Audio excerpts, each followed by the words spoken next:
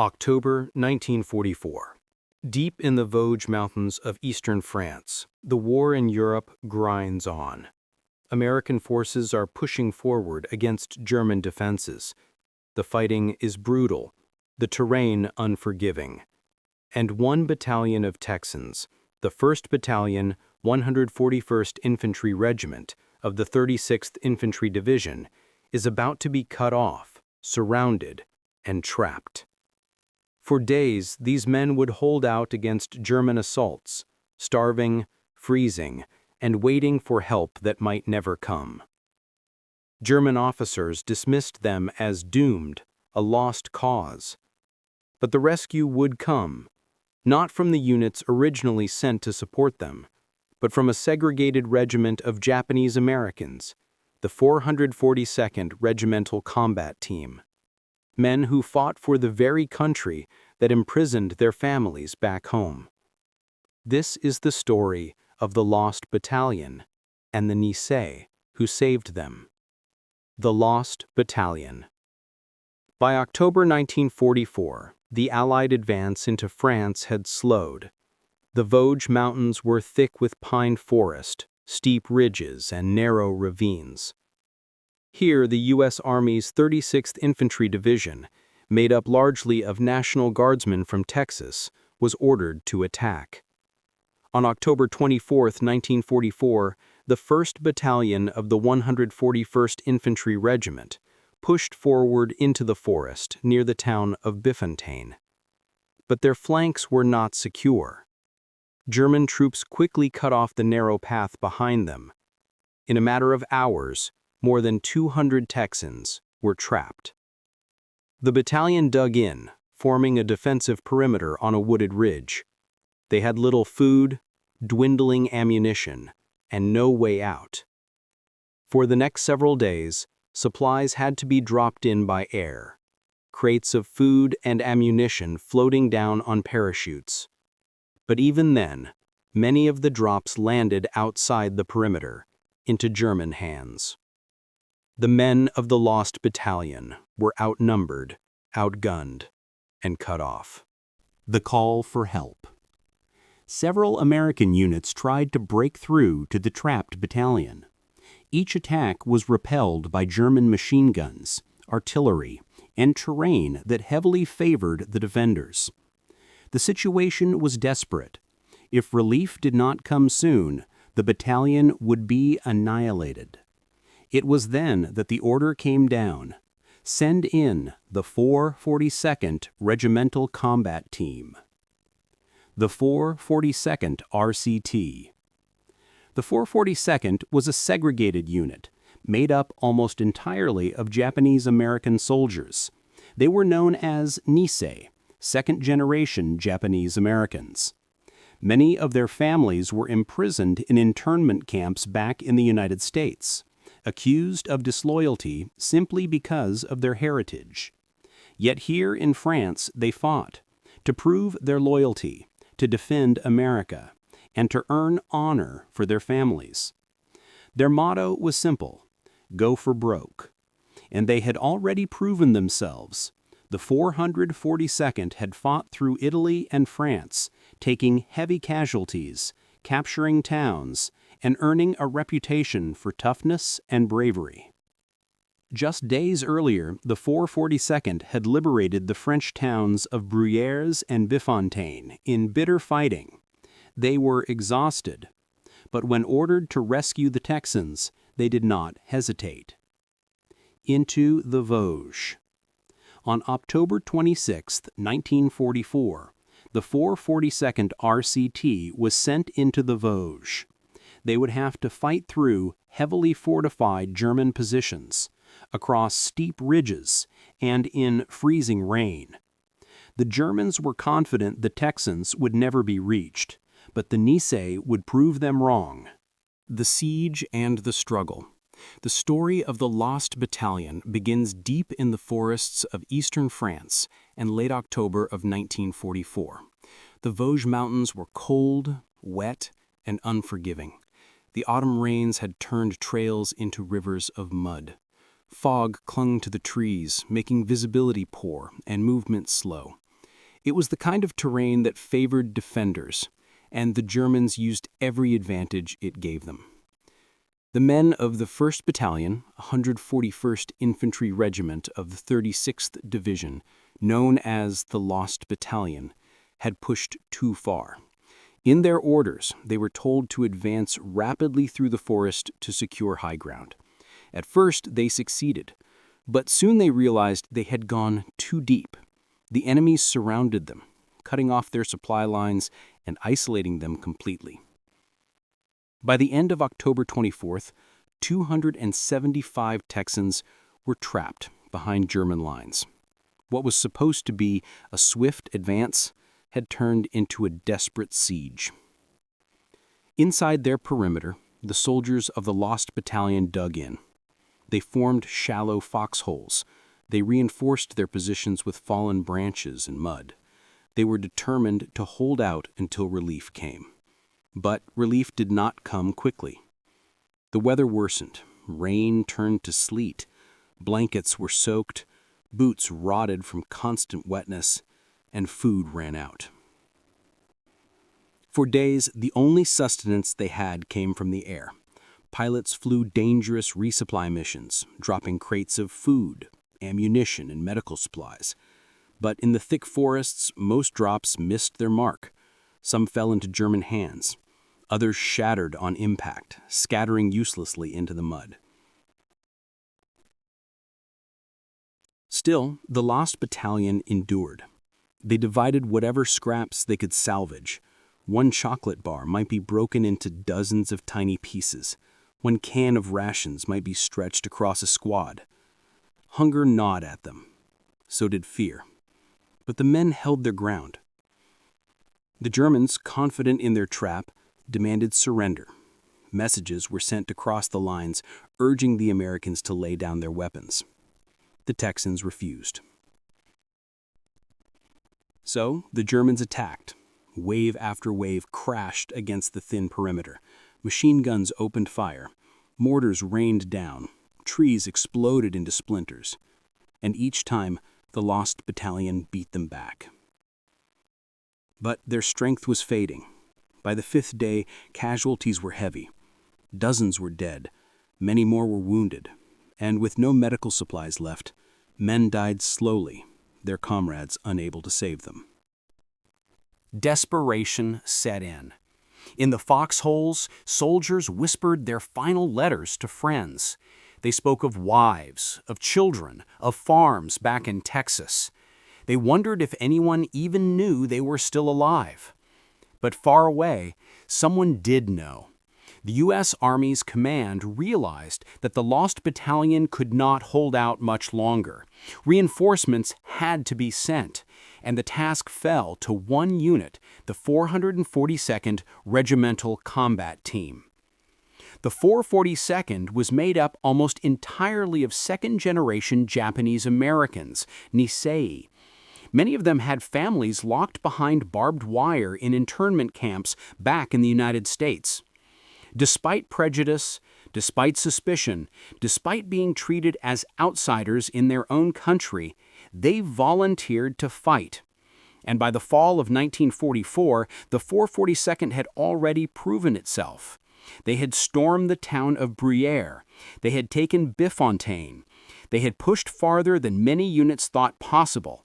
But their victories came at terrible cost. Casualties were high. Whole companies were reduced to a fraction of their strength. Now, exhausted and battered, they were asked to do the impossible: rescue the Lost Battalion. The order came directly from General John Dahlquist, commander of the 36th Infantry Division. He wanted the Nisei to break through enemy lines no matter the cost. Even his own officers questioned the wisdom of the attack, but the order stood. On October 26, 1944, the 442nd began their advance toward the trapped Texans. The terrain was merciless. Steep ridges, dense forests, hidden bunkers, and machine gun nests. Every step forward meant exposure to fire. The Germans had prepared the ground well. The Nisei soldiers pressed forward anyway, They climbed slopes under heavy fire. They crawled through mud, inch by inch. They attacked entrenched positions with rifles, grenades, and sheer determination. Casualties mounted rapidly. Entire platoons were shredded by machine guns. Medics ran from foxhole to foxhole, dragging the wounded back under fire. There was no time to rest, no time to grieve, only time to push forward. The Germans believed they had the advantage. They mocked the Americans. Some German officers laughed at the idea that Japanese Americans would save Texans. But the 442nd did not fight for mockery. They fought for something greater. For many of them, this battle was personal. They wanted to prove their loyalty. They wanted to prove that they were as American as anyone else. They wanted to show a country that doubted them that they were willing to give everything. So they fought with relentless determination. Every ridge taken was another step closer to the Lost Battalion. Every enemy position destroyed was another glimmer of hope. Still, the price was staggering. In a single day, Company I was nearly wiped out. 150 men went into the fight. By nightfall, only 8 walked out unhurt. The survivors were exhausted, covered in mud and blood, but they kept going. Because they knew what waited ahead. 275 Texans, starving, wounded, and praying for relief.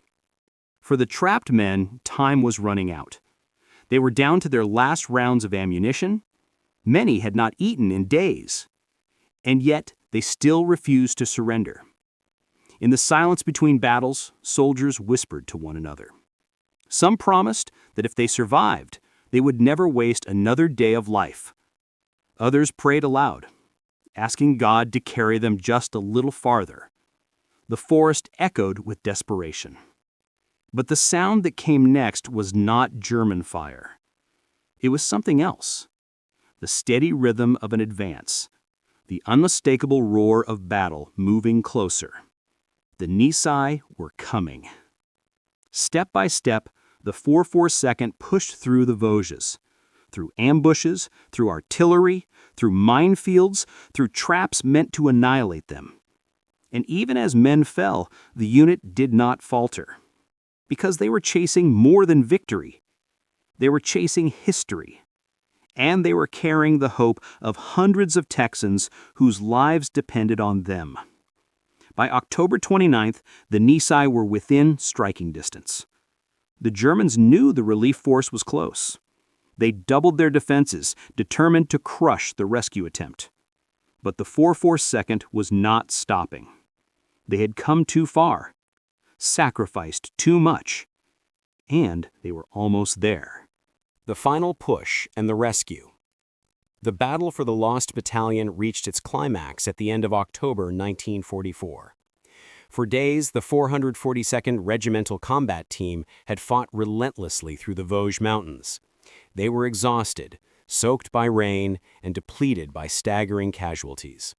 But ahead of them, 275 Texans remained trapped, surrounded by German forces, and barely clinging to life. The German defenses grew fiercer as the Nisei drew closer. Machine gun nests were hidden in the dense underbrush. Artillery targeted every clearing. Snipers waited among the trees. The terrain itself seemed to conspire against them. Steep ridges, tangled roots, and thick fog that reduced visibility to mere yards. The Nisei pressed forward regardless. Some companies were reduced to a handful of men. Others had lost nearly all of their officers. Still, no one turned back. On October 28th, the assault reached its breaking point. Company I, tasked with pushing through one of the strongest German positions, was nearly annihilated. Out of 150 men, fewer than 10 remained able to fight. But their sacrifice had weakened the enemy line. The survivors of other companies stepped into the breach, pushing the advance forward. The Germans mocked them with loudspeakers, insisting that the effort was hopeless. They jeered that the Lost Battalion was already doomed, that the Japanese Americans were throwing their lives away for nothing. But the Nisei ignored the taunts. For them, every step forward carried the weight of honor, sacrifice, and loyalty. They fought not only to rescue their fellow soldiers, but to prove their place in a country that doubted them. By October 29th, the 442nd reached a position known grimly as the Suicide Hill. It was a heavily fortified ridge, bristling with machine guns and artillery. Any direct assault promised devastating losses, but it was the only path left to the Lost Battalion. The men of the 442nd fixed bayonets. They knew what awaited them on that slope. They knew the cost would be high, but they also knew the mission could not wait. The attack began with a thunderous roar. Machine guns opened fire, cutting down men as they surged forward. Mortars exploded among the trees, tearing the forest apart. The Nisei charged anyway, screaming as they drove themselves uphill. Casualties were immediate and severe.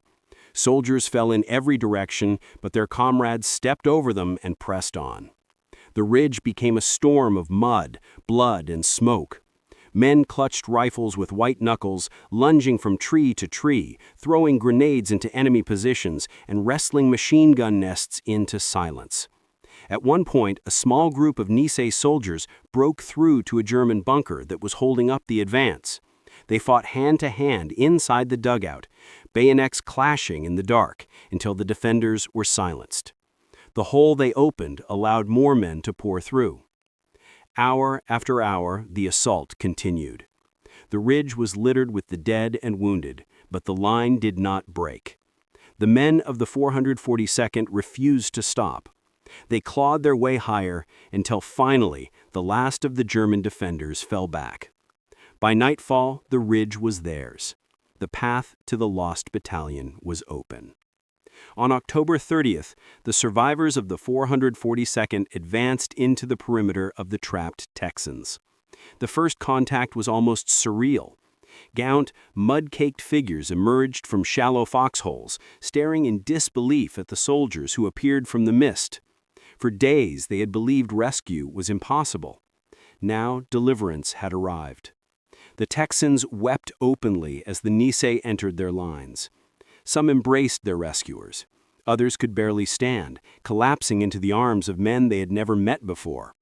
For the soldiers of the Lost Battalion, salvation had arrived in the form of Japanese-American infantrymen who had given nearly everything to reach them. The numbers tell the cost. To rescue 211 survivors of the Lost Battalion, the 442nd Regimental Combat Team suffered more than 800 casualties. Entire companies were shattered. Friends who had marched together from training camps in the United States lay buried in foreign soil. Yet the mission had succeeded. The Lost Battalion was free. The Germans had been driven back, and the Nisei had written one of the most heroic chapters in American military history. In the aftermath, the soldiers of the 36th Division hailed the 442nd as saviors. The Texans, who had once doubted them, now embraced them as brothers. But even as the Nisei were celebrated on the battlefield, many knew that back home, their families still lived behind barbed wire, branded as disloyal, simply because of their ancestry. The rescue of the Lost Battalion was more than a military victory. It was a statement. It proved that loyalty is not measured by race or by ancestry, but by sacrifice. It proved that those who had been treated as outsiders could rise to become heroes. And it showed a nation and the world that freedom is often preserved by those most denied it. The Vosges mountains fell silent again after the guns stopped firing. But the echoes of the battle, the cries, the courage, the sacrifice, still linger in the pages of history. The 442nd Regimental Combat Team had lived up to its motto, "Go for broke," and in doing so, they had saved the Lost Battalion. Aftermath and legacy. The guns fell silent in the Vosges, but the silence was heavy. On the muddy ridges and in the shattered forests lay the evidence of the price paid. Bodies of young men who had marched into battle together, now lying side by side. some forever unknown except to their brothers in arms. For the men of the 442nd Regimental Combat Team, victory did not feel like triumph. It felt like exhaustion, grief, and sacrifice. When the surviving Texans of the Lost Battalion realized how many Nisei had fallen to rescue them, they were stunned. The numbers were undeniable. More than 800 Japanese-American soldiers had been killed or wounded in just 5 days. They had paid with their blood for the lives of men they had never met. Some of the Texans wept when they understood the scale of the loss. Others swore that they would never forget what had been done for them. In the days and weeks that followed, bonds were forged between the men of the 366th Division and the 442nd that could never be broken. In muddy foxholes and ruined villages, Texans and Japanese Americans became brothers. But beyond the battlefield, the story was different. Back home in the United States, the families of the Nisei still lived behind barbed wire in internment camps. Even as their sons bled and died in France, mothers and fathers were forced to line up for head counts, sleep in horse stalls converted into barracks, and endure the indignities of suspicion. The contradiction was cruel, and it was undeniable. For the soldiers of the 442nd, this contradiction burned deeply. They had fought harder than anyone. They had sacrificed more than anyone. And yet when they returned home, many were greeted not with parades, but with silence, or worse, with the same prejudice that had driven them into camps in the first place. Still, the rescue of the Lost Battalion was a turning point. Word of the Nisei's bravery spread quickly through military circles. General Dahlquist himself ordered the 442nd to parade in review so he could thank them personally. But when he saw how few men were left standing, he wept. Entire companies had been reduced to a fraction of their strength. The cost of victory was written on their faces, on their bandages, and in the empty ranks where their brothers should have been. Medals and citations followed, but they were poor substitutes for the lives lost. The 442nd as a whole became one of the most decorated units in American history. In just a few years of combat, its members earned more than 18,000 awards, including 21 Medals of Honor, over 4,000 Purple Hearts, and countless Distinguished Service Crosses, Silver Stars, and Bronze Stars. Their motto, "Go for broke," was not just words, it was their way of life. For the men themselves, the medals carried a complicated weight. They had not fought for decorations. They had fought for survival, for loyalty, and for the hope that their sacrifices might one day change the way their families were seen. Some returned home to embrace their mothers through the barbed wire fences of camps like Manzanar, Tula Lake, and Hart Mountain. Others returned to graves marked with simple wooden crosses in faraway French fields. The Texans of the Lost Battalion never forgot. For decades, veterans of the 36th Division spoke openly about the Nisei who had saved their lives. They lobbied Congress to recognize the contributions of Japanese-American soldiers. They told their children and grandchildren the story, ensuring that the rescue would never fade into obscurity. It took time, far too much time, for the nation to catch up. For years, the story of the 442nd was known only within military circles and among Japanese-American communities. The broader public was slow to recognize what these men had done. But gradually the truth became impossible to ignore.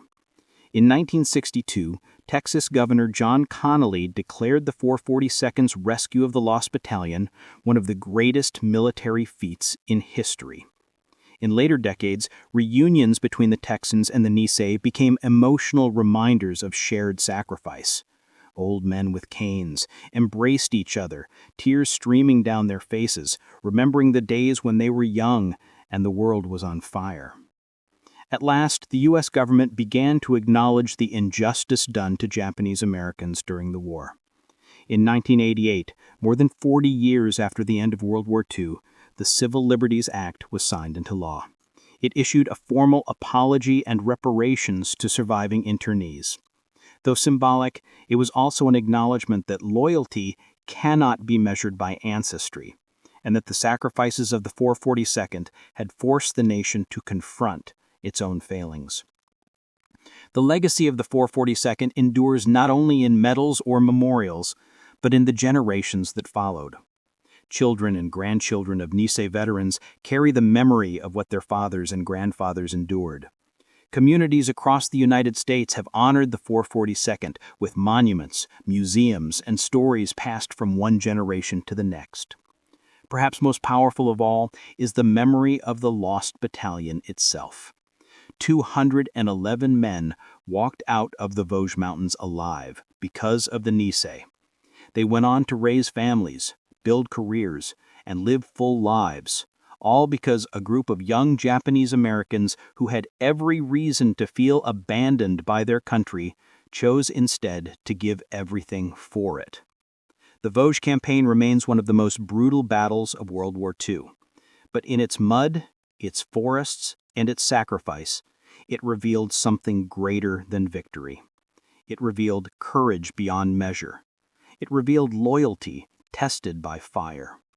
And it revealed that even in the darkest hours, hope can arrive from the most unexpected place. Today, the story of the 442nd and the Lost Battalion is taught in classrooms, remembered in films, and honored at memorials in both France and the United States. It is more than a story of war. It is a story of America itself, of its flaws, its contradictions, but also its capacity for redemption through sacrifice. The men of the 442nd Regimental Combat Team went for broke, and in doing so, they left a legacy that endures long after the smoke of battle faded. Personal stories. History is often told in numbers, casualties, medals, dates, and battles. But the true story of the 442nd Regimental Combat Team and the Lost Battalion lives in the voices of the men themselves and in the families who waited for them at home. One Nisei soldier, Private First Class Saburo Tanamachi, wrote in a letter before the Vosges campaign, "I don't know what will happen to me tomorrow, but if I die, I want my family to know that I did it for them. I did it so one day they can walk free again in America." He never returned home. His letter was delivered to his parents in an internment camp in Arkansas. Another soldier, Corporal Taro Suzuki, kept a small notebook hidden in his uniform pocket. On October 27th, in the middle of the rescue operation, he scribbled just a few words. "Cold, tired, scared, but we go on. The Texans need us." Those words were later found in his belongings after he was killed by a mortar shell. For the men of the Lost Battalion, their own stories reveal what those days felt like.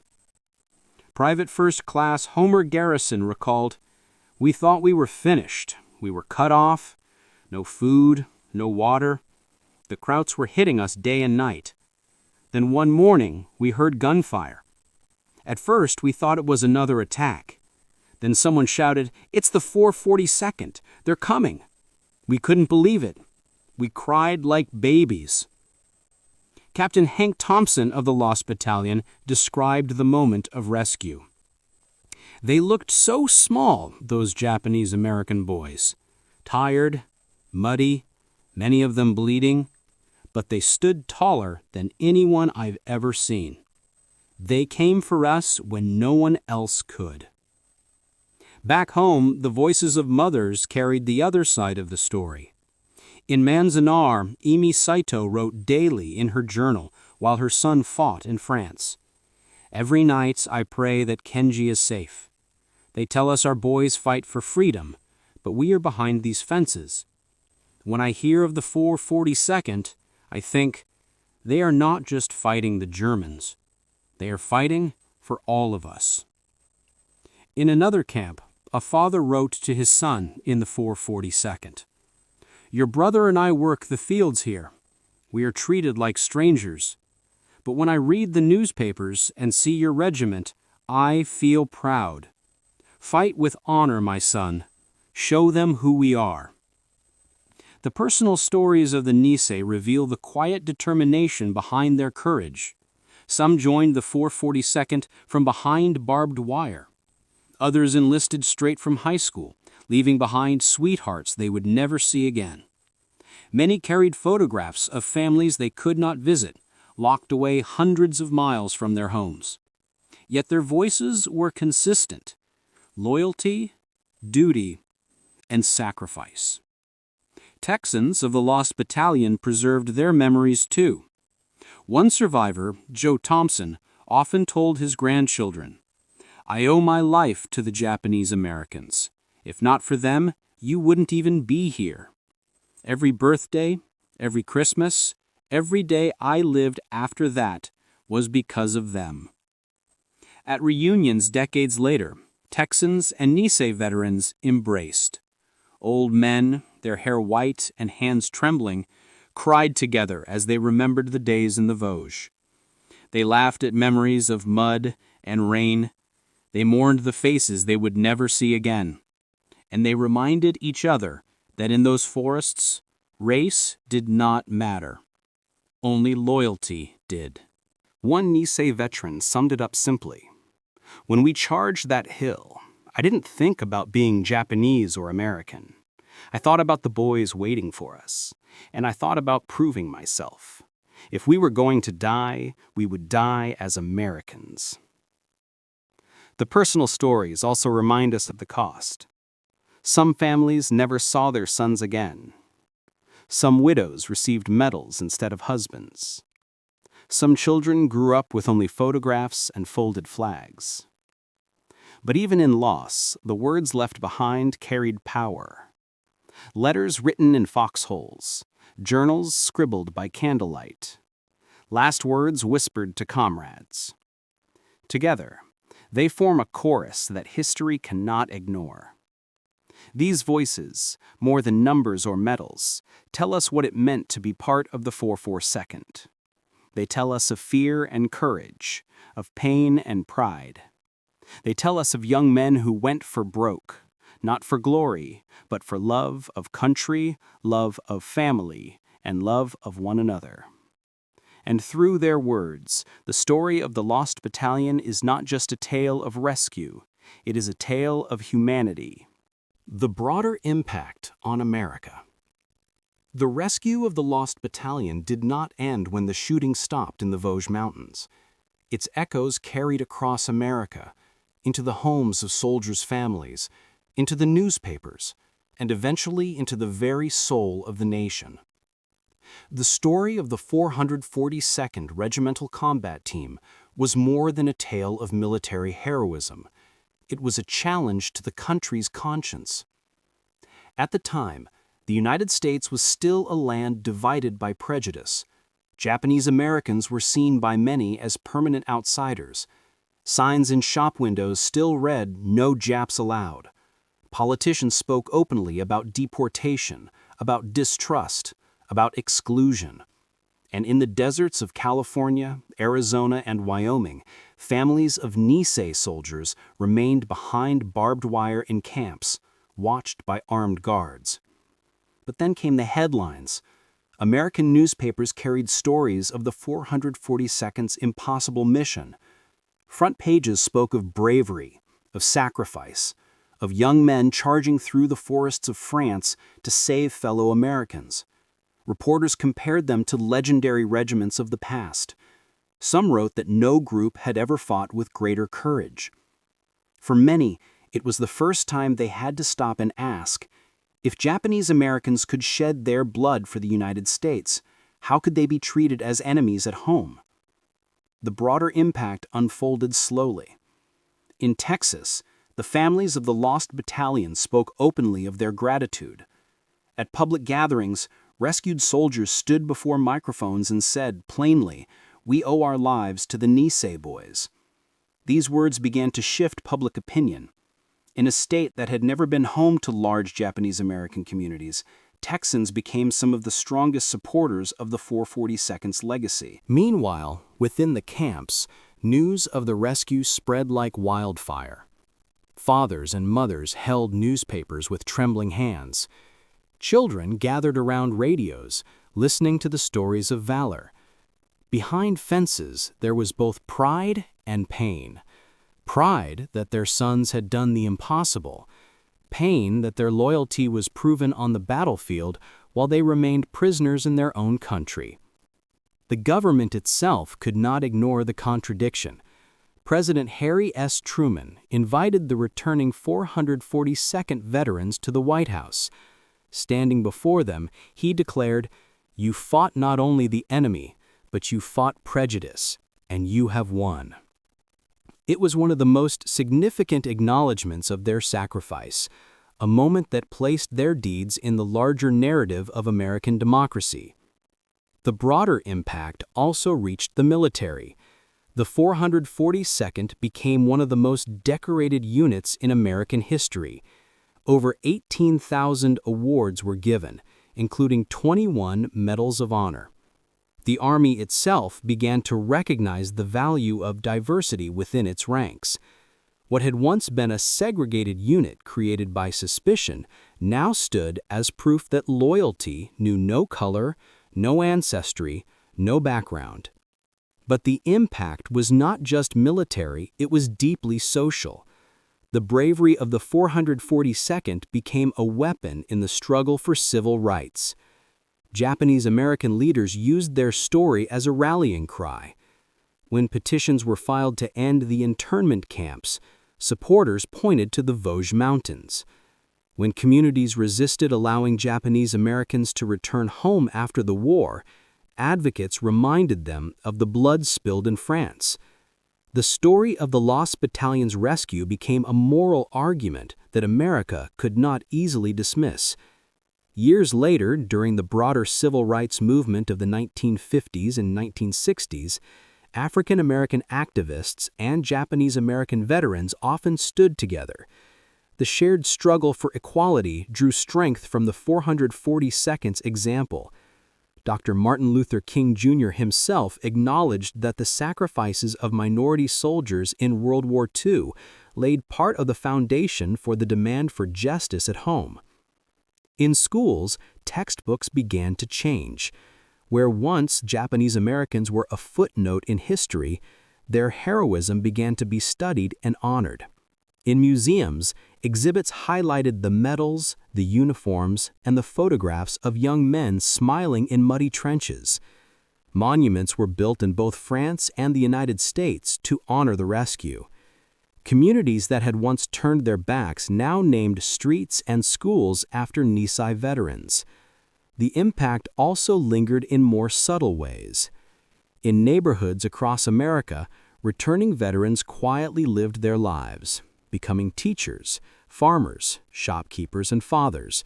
But when asked about their past, many would simply say, "I was in the 442nd."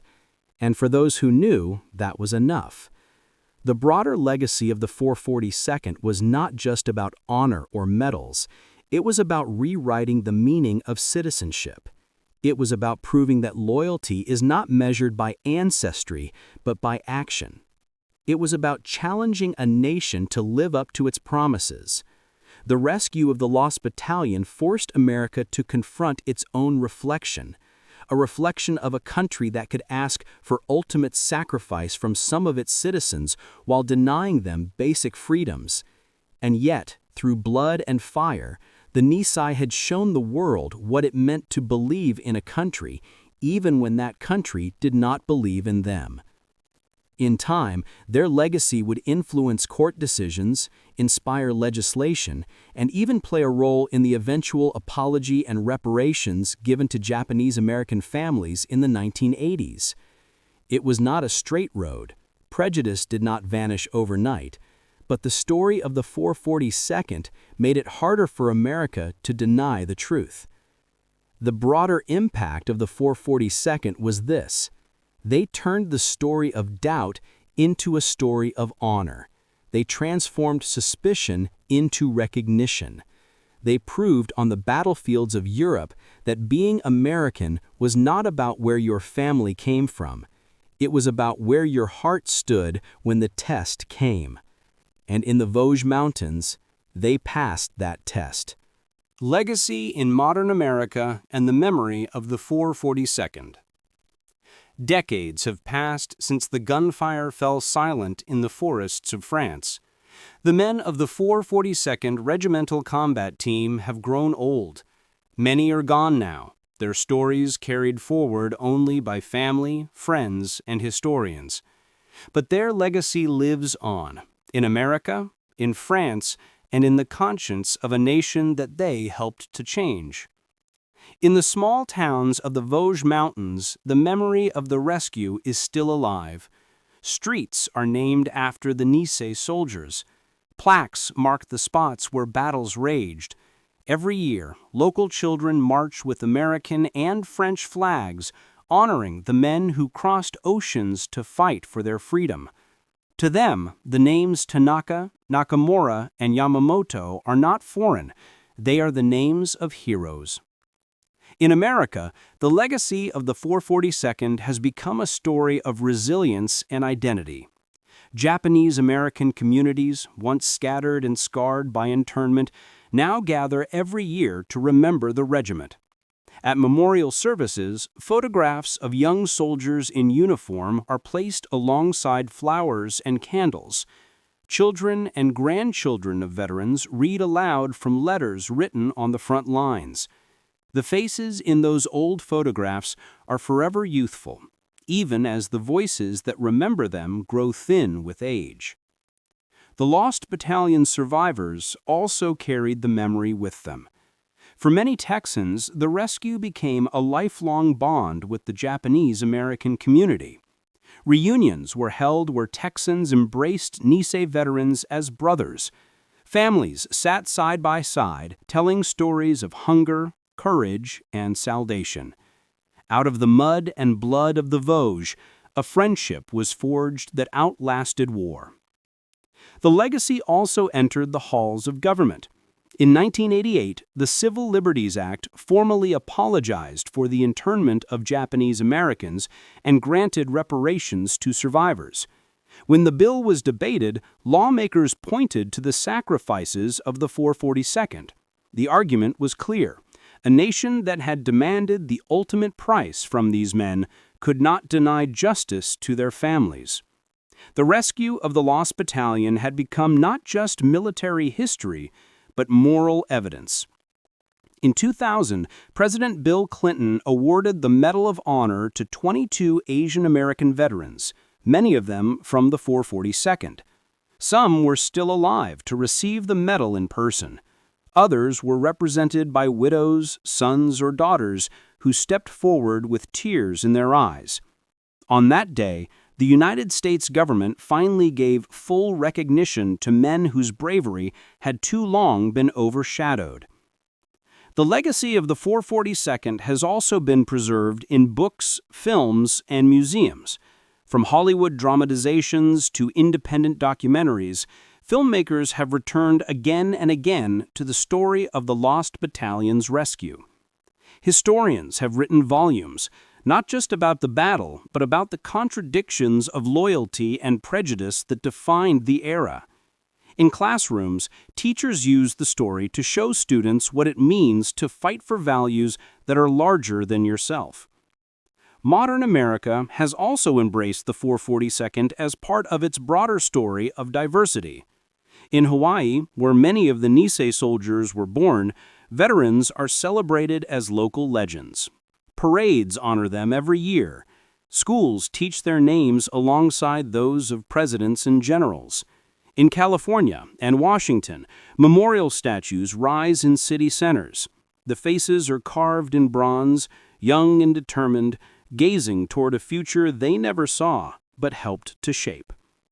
The military, too, remembers.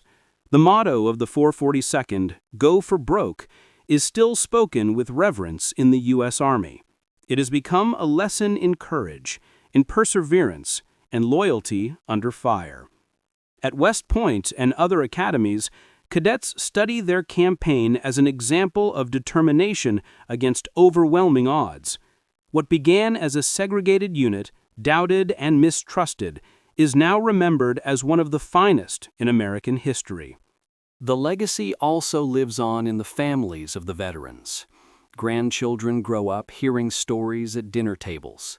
Some keep medals framed on walls, others carry photographs in wallets.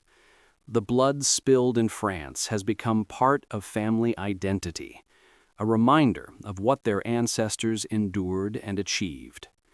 For many, being the child or grandchild of a 442nd veteran is not just a point of pride, it is a responsibility to honor and continue their story. But perhaps the most enduring legacy is the lesson the 442nd gave to America. They showed that loyalty is not about ancestry, but about action. That courage is not measured by the color of your skin, but by the strength of your heart. That even in the face of prejudice, dignity and honor can triumph. Today, in a world still marked by division, the story of the 442nd resonates more than ever. It reminds us that unity is not born in comfort, it is forged in struggle. It reminds us that democracy is not a gift, it is a choice, made again and again, even by those who are denied its full promise. It reminds us that history is not just about battles fought, but about truths revealed. In monuments, in memories, in textbooks, and in the hearts of those who know their story, the 442nd Regimental Combat Team lives on. The men who rescued the Lost Battalion are no longer just soldiers in the fog of war. They are symbols of what it means to believe in a nation, even when that nation does not yet believe in you. Their legacy is not finished. It walks with every generation that hears their story. It waits in every young person who looks at their photographs and asks, "Would I have been brave enough?" It lives in the continuing struggle for equality, justice, and recognition. The 442nd Regimental Combat Team did not just save Texans in 1944. They helped save the soul of America. International recognition and France's memory of the rescue. The story of the 442nd Regimental Combat Team is not only an American story, it is also a French story. In the mountains of the Vosges, where mist still rolls across the ridges and pine forests whisper in the wind, the memory of 1944 has never faded. For the people of France, the rescue of the Lost Battalion was not just another chapter of the war. It was salvation. It was liberation, delivered by young men with unfamiliar names and faces who came from islands and cities an ocean away. It was proof that the world cared for their freedom, even when it seemed the darkness of occupation might never lift. In Bruyères, Bifontaine, and the surrounding villages, the legacy of the 442nd is etched into the very landscape. Monuments stand at crossroads. Stone plaques are set into walls where bullets once struck. At the edge of forests, markers bear inscriptions in French and English to the soldiers of the 442nd Regimental Combat Team who gave their lives for our liberty. Every October, when the autumn leaves fall and the air grows cold, ceremonies are held in the Vosges. French villagers gather alongside American officials, veterans, and descendants of the 442nd. Children carry flowers and place them at the base of memorials. French and American flags are raised together. And in the silence, broken only by the rustle of leaves, names are read aloud. Names of young men who never returned home. For the French, these names are not foreign. They are familiar. Teachers tell their students about the rescue. Local guides walk visitors through the woods and point out foxholes that remain, carved into the soil after 80 years. Schoolchildren grow up knowing that freedom was bought for their grandparents by men who bore names like Tanaka, Kobayashi, and Ito. Bruyère itself has become a living memorial. The town has streets named after the 442nd. In the town square, a monument honors the Nisei soldiers who liberated it from German occupation. American visitors are greeted not just as tourists, but as family, connected by blood spilled long before they were born. In Bifontaine, the connection is just as strong. The rescue of the Lost Battalion is remembered as a miracle. For villagers, it is more than history. It is a story passed down from generation to generation. Old men recall seeing columns of exhausted soldiers trudging through the mud. Old women remember the taste of liberation after years of fear. And the young carry forward the duty to remember. France has also honored the 442nd formally. The French government awarded the regiment the Croix de Guerre, one of its highest military honors. This recognition placed the Nisei alongside the greatest defenders of France. It acknowledged not only their bravery in the Vosges, but also their role in liberating Bruyère and other villages earlier in the campaign. For many families of the 442nd, traveling to France has become a pilgrimage. Sons and daughters walk the same trails their fathers once fought along. They stand in the rain at ceremonies where French children lay flowers on American graves. And they hear again and again the words of gratitude from villagers who say, "We will never forget." The bond between France and the veterans has grown into something more than commemoration. It is friendship. It is shared memory across oceans. In 1994, on the 50th anniversary of the rescue, French families hosted American veterans in their homes. Elderly Nisei, walking with canes, were greeted by cheers and tears as if they were still young liberators. One veteran, overwhelmed by the welcome, said simply, "I thought people would have forgotten, but you remember. You always remember." The cemeteries in France also tell part of the story. Rows of white crosses and stars of David mark the resting places of Nisei soldiers who never made it home. Their graves are tended carefully by local caretakers. On anniversaries, flowers and flags are placed beside them, not only by Americans, but by French villagers who feel a deep responsibility to honor the men who gave their lives.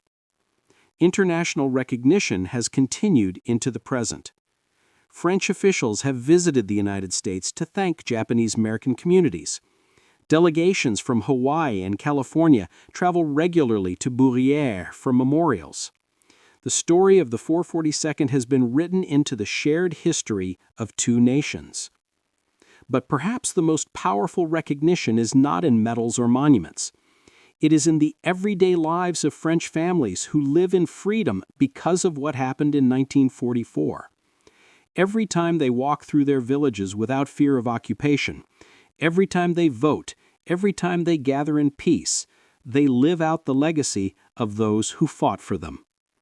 For the people of the Vosges, the 442nd are not strangers. They are brothers. They are sons.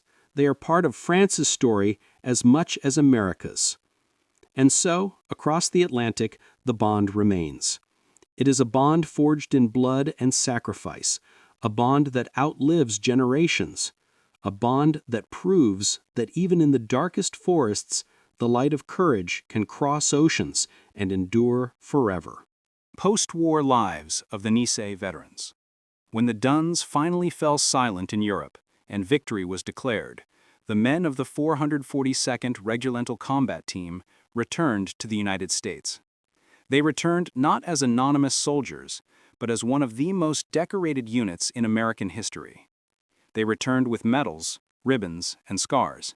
And yet, for many, the hardest battles were not fought in the forests of France, but in the neighborhoods and towns they came home to. The welcome was not always equal. In Hawaii, where Japanese Americans had long been part of the island's fabric, the 442nd were greeted as heroes. Parades stretched through Honolulu. Families waved banners. The names of battles like Bruyère and the Vosges were shouted with pride. For Hawaii, the return of the Nisei was a moment of triumph, a proof that loyalty had conquered suspicion. But on the mainland, the story was more complicated. Many veterans returned to find their families still behind barbed wire in internment camps. Some went straight from troop ships to relocation centers, walking past armed guards to embrace parents they had not seen in years. The contrast was painful. Men who had risked their lives for freedom were met by fences, suspicion, and silence. But others returned to towns where prejudice remained sharp. Signs in shop windows still warned no Japs. Jobs were denied. Homes were vandalized. Even with uniforms and medals, some Nisei were treated as outsiders in the very country they had fought to defend. But the veterans carried with them not only scars, but also determination. They began to rebuild their lives with the same persistence they had shown in battle. Many used the GI Bill to attend college, becoming doctors, lawyers, engineers, and teachers. Some built businesses from scratch, laying the foundations for prosperity for their families. Others returned to farms, coaxing life from the soil as they had before the war. They were ordinary men who had done extraordinary things, now turning their strength to rebuilding a future. The Nisei veterans also carried a sense of responsibility. They knew their actions had opened doors, and they worked to ensure those doors stayed open. Many became leaders in Japanese-American communities, helping families relocate, rebuild, and reclaim lives after years of internment. Veterans associations were formed, not just for fellowship, but to preserve memory and to demand recognition. In Hawaii, their impact was even more profound. The success and sacrifice of the 442nd helped break down racial barriers in the islands. When the veterans returned, they entered politics, unions, and civic life. Within a generation, Hawaii would elect leaders of Japanese ancestry to the highest offices, including Congress. The Nisei had not only fought for freedom abroad, they had reshaped democracy at home. But the weight of war never fully left them. Nightmares followed many into civilian life. Some rarely spoke of their experiences. Wives and children often learned only fragments of what their fathers had endured. An occasional story told at the dinner table, or a medal quietly taken from a drawer. Others poured their memories into writing, keeping diaries, recording oral histories, determined that the sacrifices would not be forgotten. Some struggled with bitterness. They asked themselves why they had been forced to prove loyalty in blood while their families suffered humiliation. Yet even in that pain, most chose resilience. They did not forget the injustice, but they used their lives to show that the injustice had not broken them. The post-war years also brought reunions with the men of the Lost Battalion. Texan veterans visited Japanese-American communities. Nisei traveled to Texas as honored guests. Friendships were renewed over barbecues and banquets, where men who had once starved in foxholes now shared laughter and tears. Families intermingled, creating bonds that crossed cultures and generations. For Texans, the memory of being rescued never faded. For Nisei veterans, the gratitude of those men became a reminder that their sacrifice had not been in vain. The Nisei veterans also raised children who carried forward their legacy. Second and third generation Japanese Americans grew up with fathers who were humble about their achievements. But the medals on the wall, the photographs in albums, and the stories told in fragments all spoke of honor. Many children of veterans became advocates, educators, and leaders, continuing the fight for justice their parents had begun. In time, the post-war lives of the Nisei became a second battlefield, one fought with perseverance, dignity, and determination. They proved that their place in America was not temporary. They rooted themselves deeply in the soil of the nation, contributing to every field of society. And slowly, the country began to recognize them not just as war heroes, but as citizens in full. The journey was long. Prejudice did not vanish overnight, but the veterans of the 442nd carried themselves with the same quiet strength that had carried them through the Vosges. They built families, they built communities, they built a legacy that could not be erased.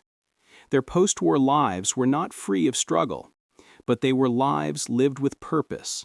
And in the ordinary days of work, study, and family, the extraordinary courage of the 442nd continued to echo, reminding America again and again that freedom must be lived as well as fought for. A lasting brotherhood. The Lost Battalion had been saved, but the story did not end in those cold forests of France. The men who survived carried with them a bond that transcended time, distance, and background. For the Texans of the 36th Infantry Division, their lives had been given back to them by men they had never known before. For the Japanese-American soldiers of the 442nd, the victory was bittersweet, purchased at the highest price. Years later, reunions brought the veterans together again. Old photographs showed Nisei soldiers standing side by side with Texans, smiling for the camera, their arms draped across each other's shoulders. Stories were told of foxholes, of desperate charges, of the moments when hope seemed gone. And in those gatherings, the weight of history felt lighter, carried by the strength of friendship. The Lost Battalion never forgot who saved them. Many Texans spent the rest of their lives honoring the men of the 442nd, writing letters, raising monuments, and telling their children and grandchildren of the day when Japanese Americans rescued them from certain death. Some of those children grew up to meet the Nisei veterans themselves, shaking their hands and thanking them for giving their families a future. For the Nisei soldiers, the bond was just as strong. They remembered the faces of the men they had saved, but also the faces of the comrades they had lost along the way. Every reunion was marked not just with joy, but with silence. Moments when eyes turned to the ground and memories came flooding back.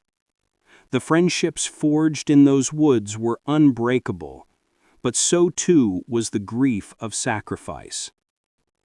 Even in peacetime, the lessons of the Lost Battalion remained.